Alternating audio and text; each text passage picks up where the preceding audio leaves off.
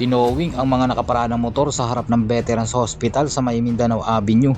Sabi ng ilang residente rito ay magdamaga na daw na ipinaparada dahil ito daw ay mga call center agent, karamihan ng mga pumaparada dito. Kaya nirereklamo sila ng establishmento na illegal na nakaparada rito. Tara panoorin natin ang video.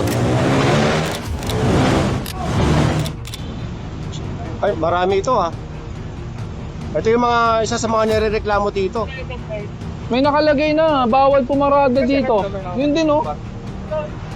Ito naman, bawal sa atin. Kunin na lahat. Mga flatbed. Magsasap.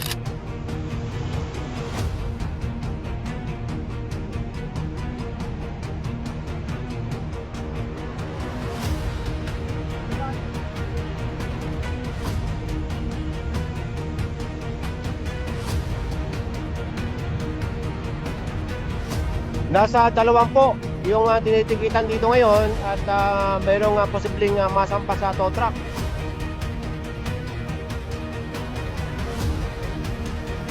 Meron ng isang sinampa doon.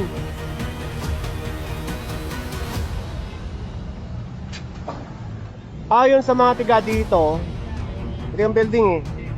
So hindi nila alam or hindi nila matukoy kung talagang dito nga yan yung mga may-ari.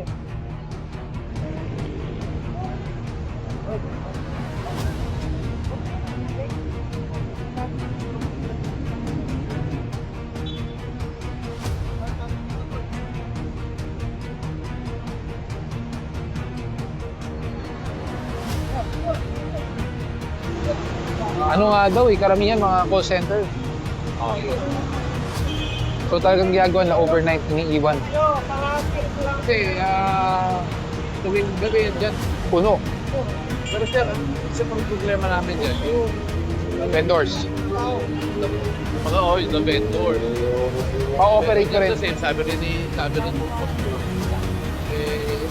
papos mo, mga ganun. While talaga na lagi sila. Correct. Di ba, mamaya, Bawal, wala na.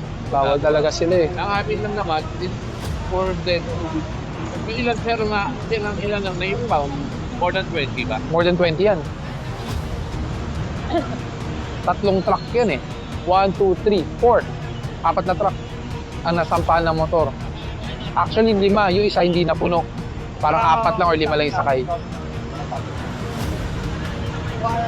So ito na, binabakutan nila ulit yung mga tiga dito. At mayroon pa rin pang gabi, sabi nila, na pumaparada rito.